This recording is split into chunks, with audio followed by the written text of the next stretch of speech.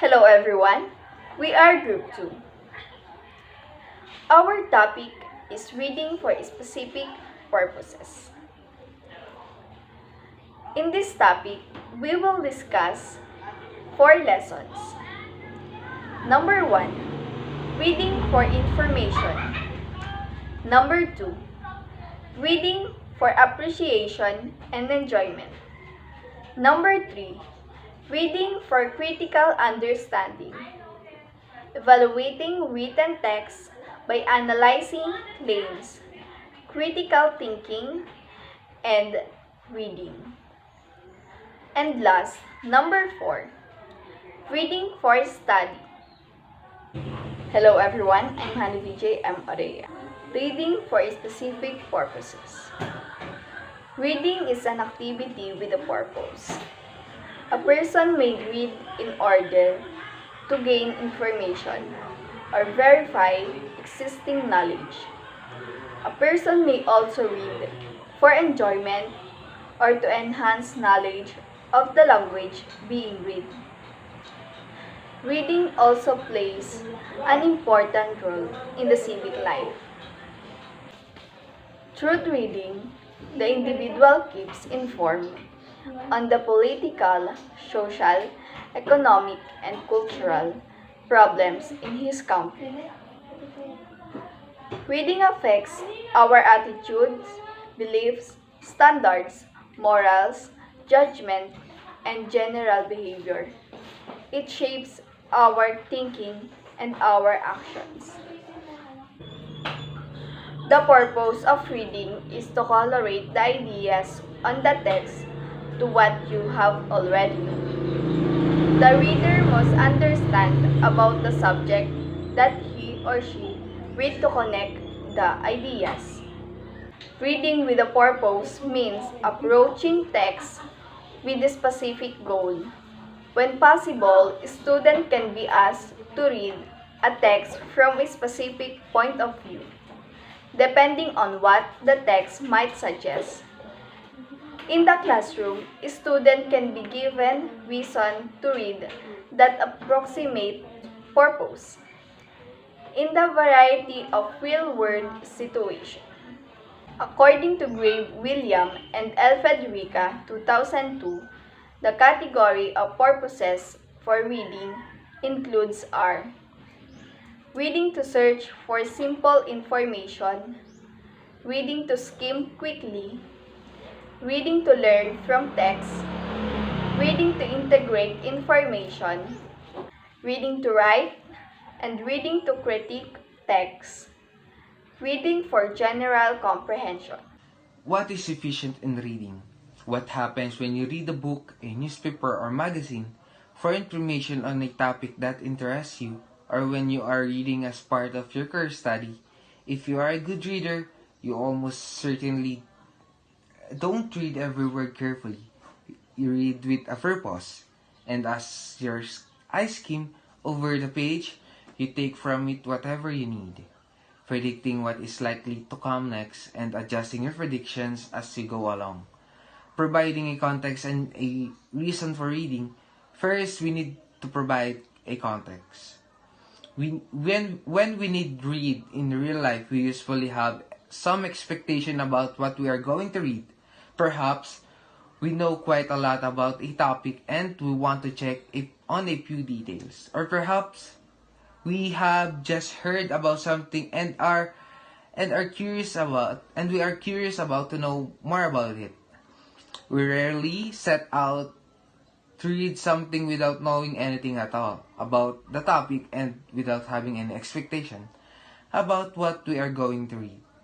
So, in the classroom, we need to provide learners with a context. Before they begin to read, they will have some idea and it will be about and what to expect from it.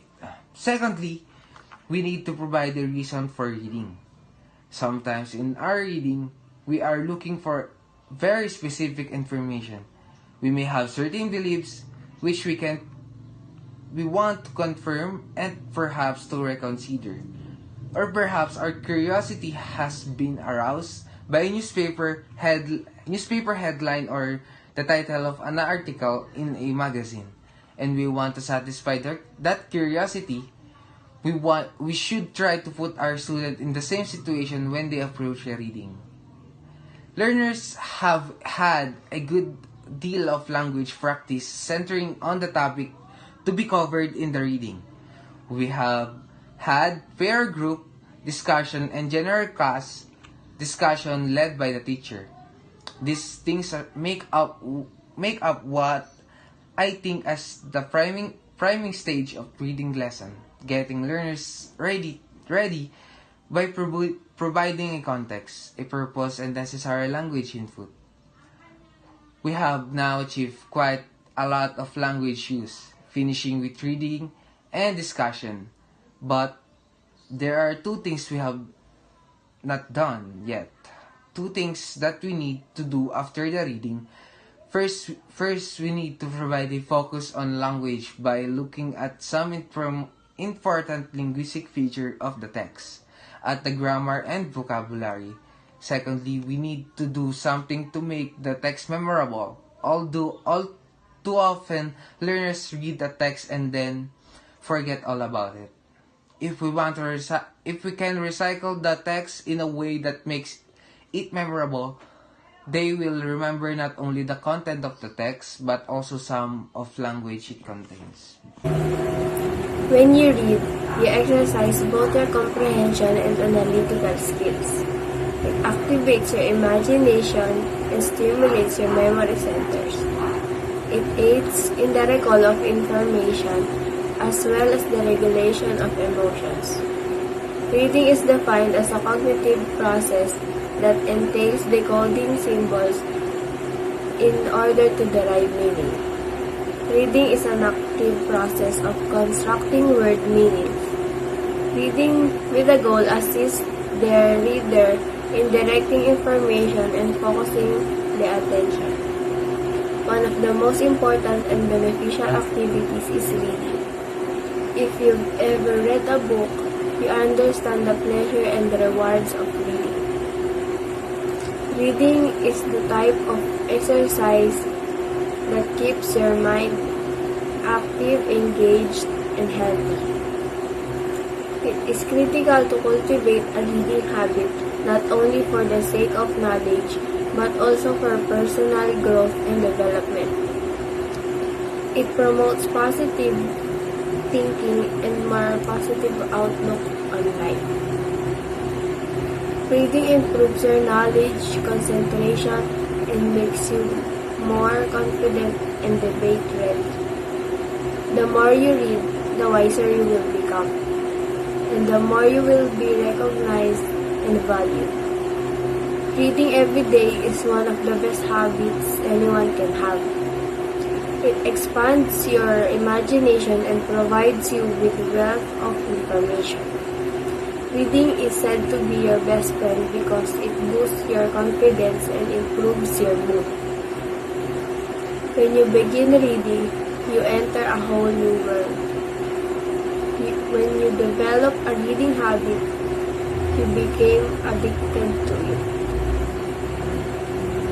Reading can help you grow and provide you with a new perspective on life. Good books can have a positive influence on you and guide you in the right direction in life. The more you read, the more you will fall in love with it. Reading improves vocabulary and language skills. Reading books is another way to unwind and distress. Reading improves your creativity and your understanding of life.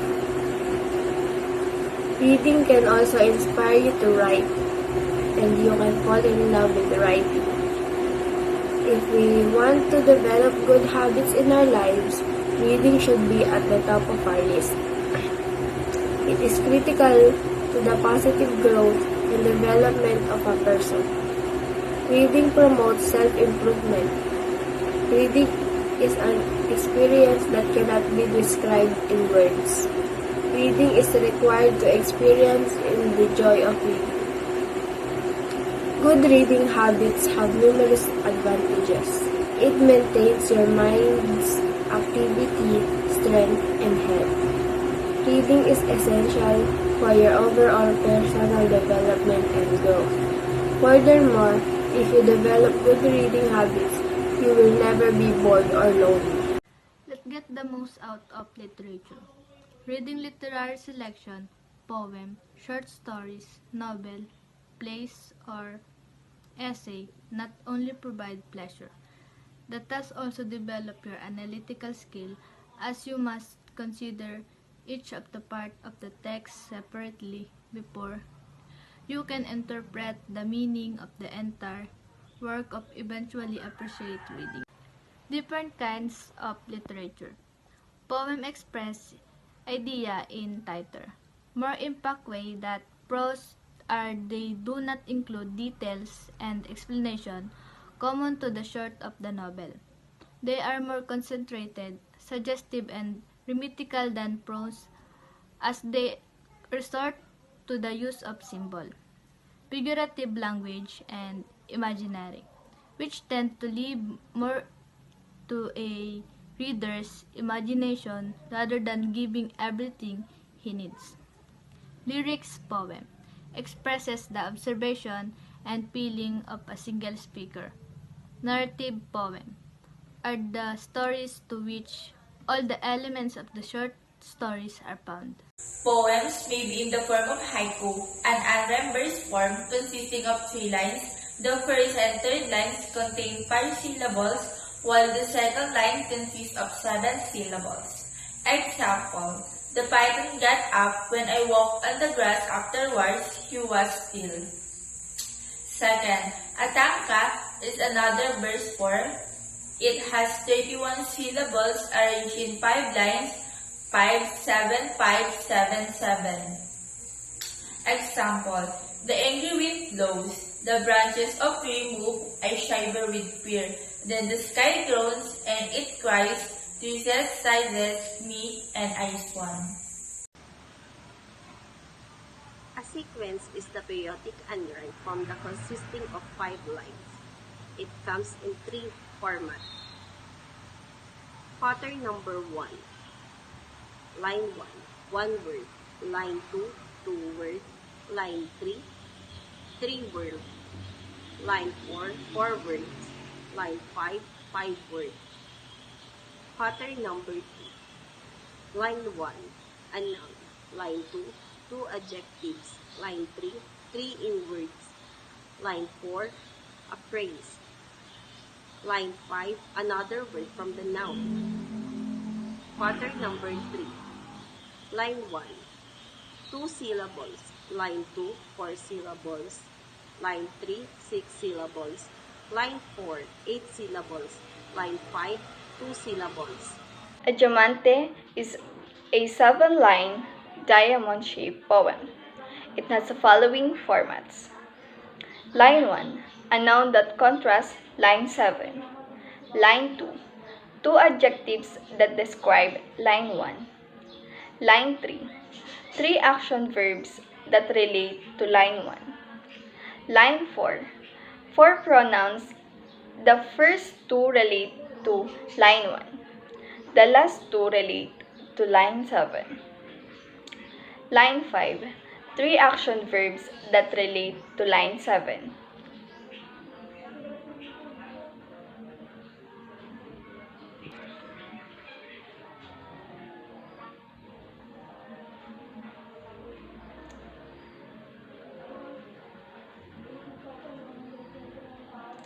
Line 6, 2 adjectives that describe line 7.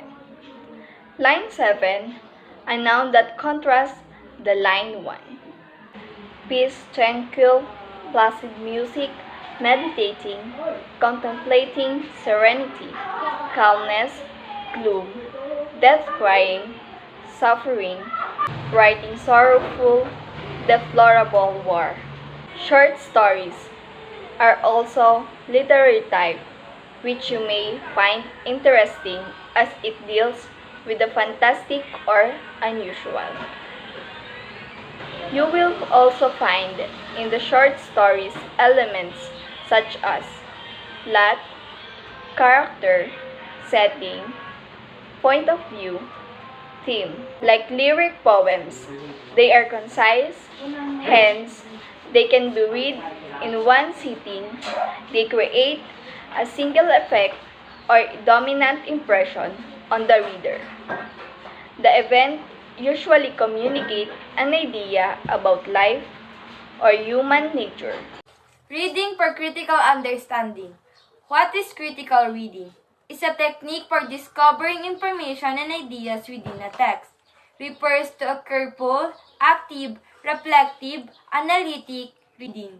It requires the mind to process information, reason, question, and evaluate. It requires the use of critical thinking skills to differentiate fact and opinion. Recognize author's purpose in writing, recognize persuasive techniques, or design and recognize the author's tone in writing. Examples: academic writing is clear, concise, focused, structured, and backed up by evidence. It has a formal tone and style, but it is not complex and does not require the use of long sentences and complicated vocabulary. Formal and informal speech. Formal speech is a type of speech which is used in formal serious situations such as the workplace or a dinner party. Informal speech is speech that is casual and relaxed, like conversations with friends. Informal speech may include slang, constructions, reading an argumentative discourse or persuasive discourse. An argumentative discourse is a piece of writing that attempts to convince the readers that the author's ideal is true.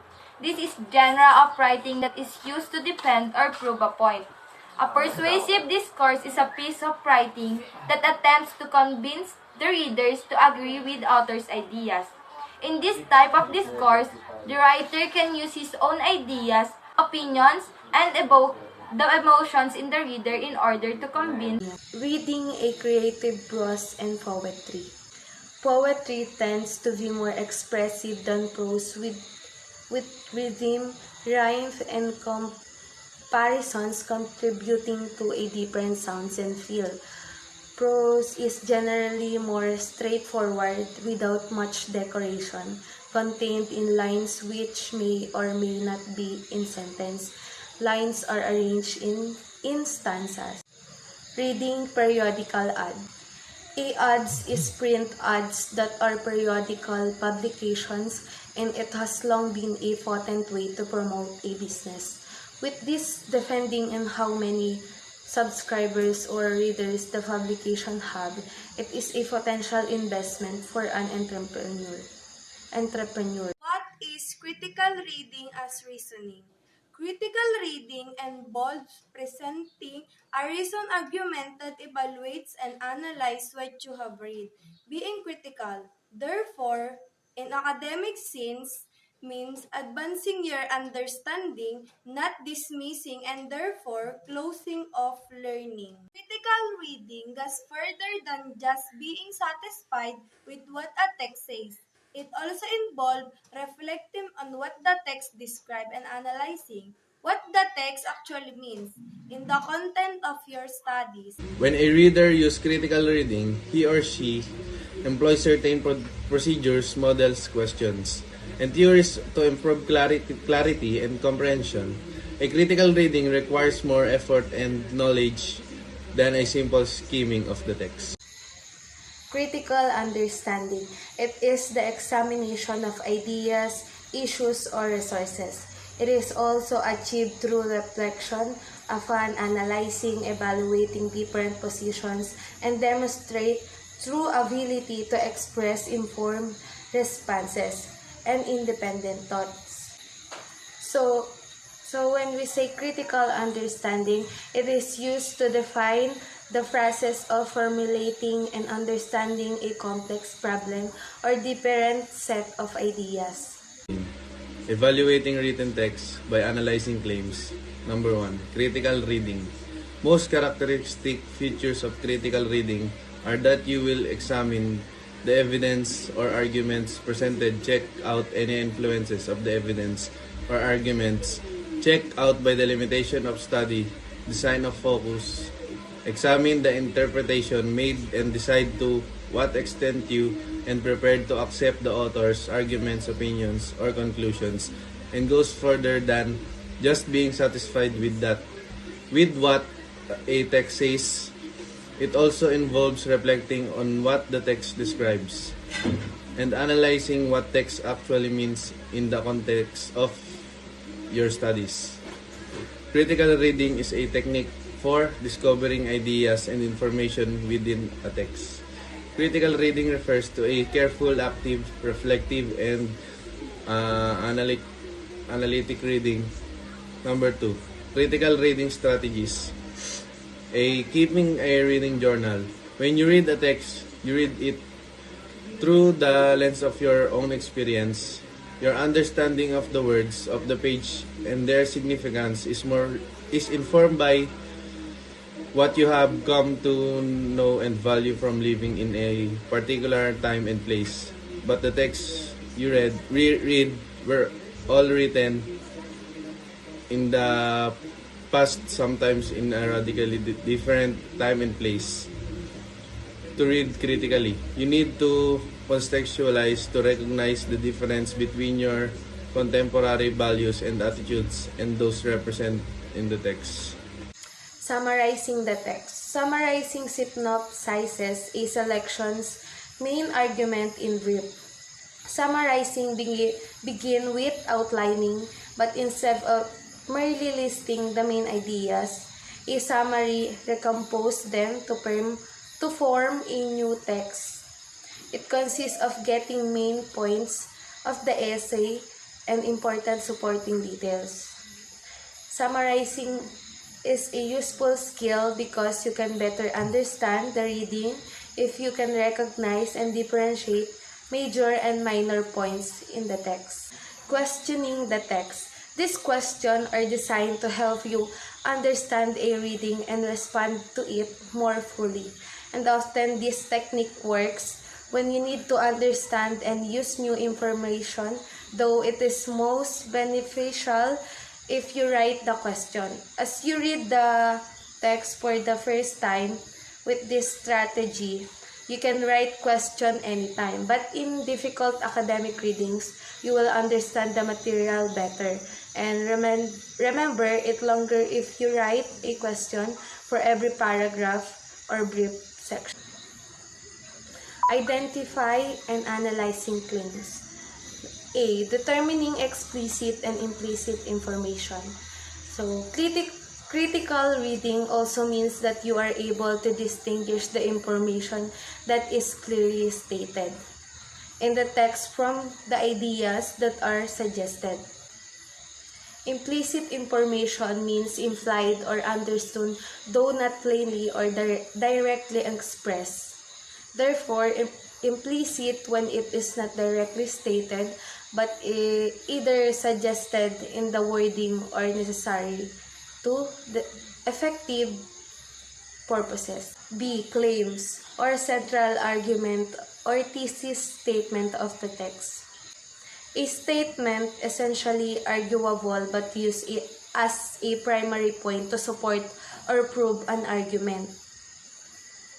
A claim persuades, argues, convinces, proves, or provocatively suggests something to a reader who may or may not initially agree with you.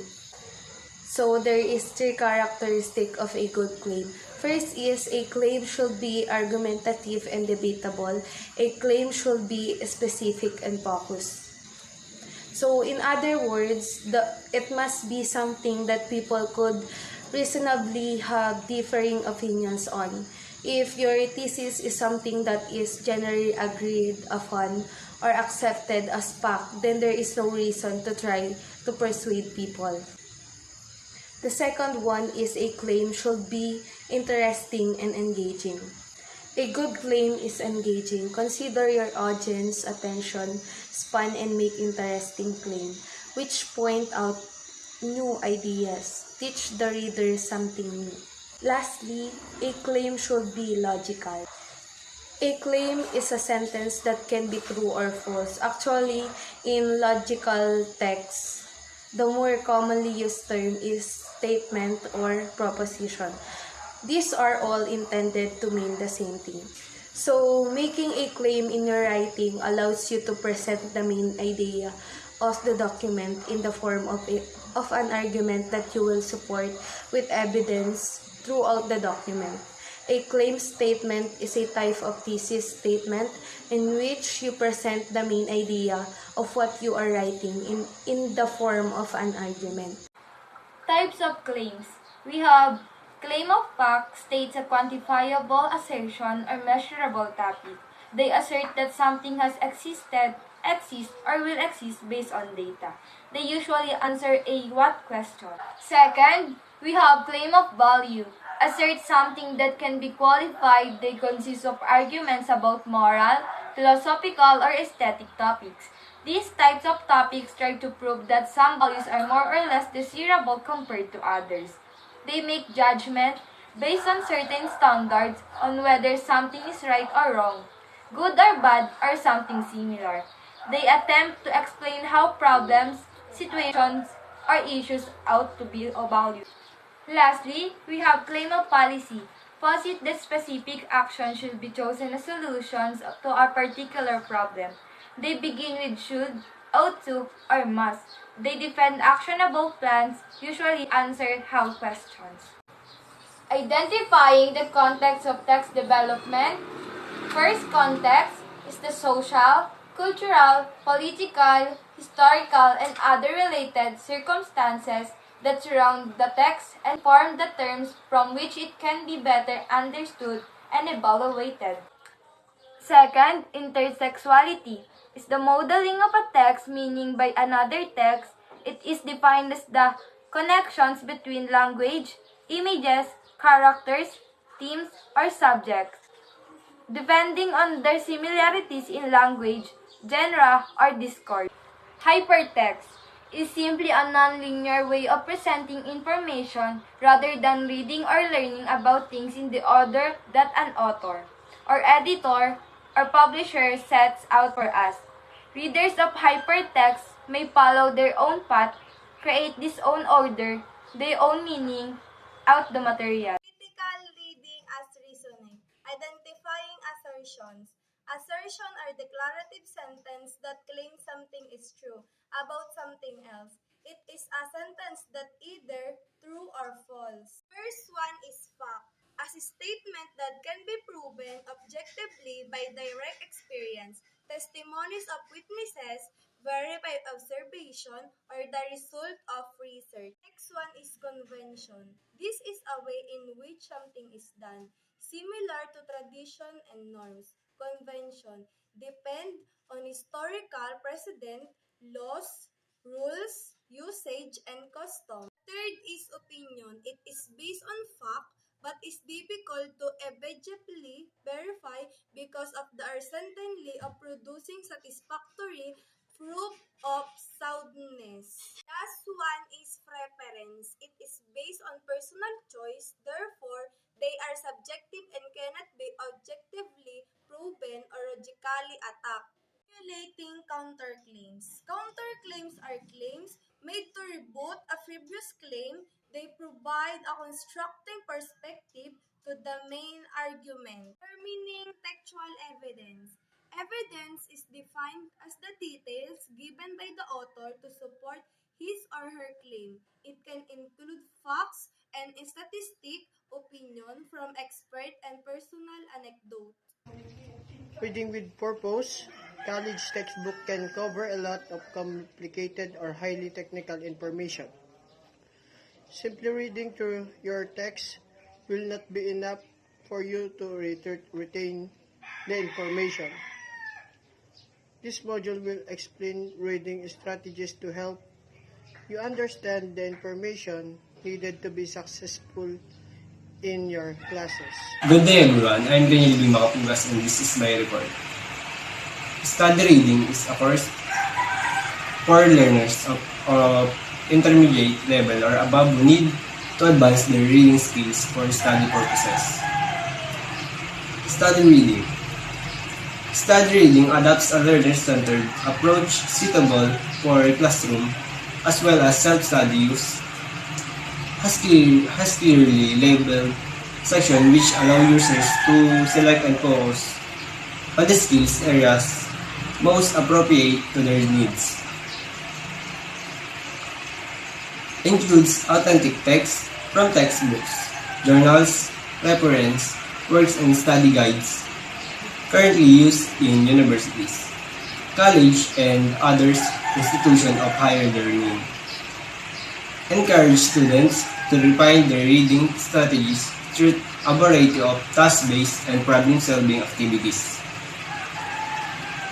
Gives direct advice on how to improve reading efficiency.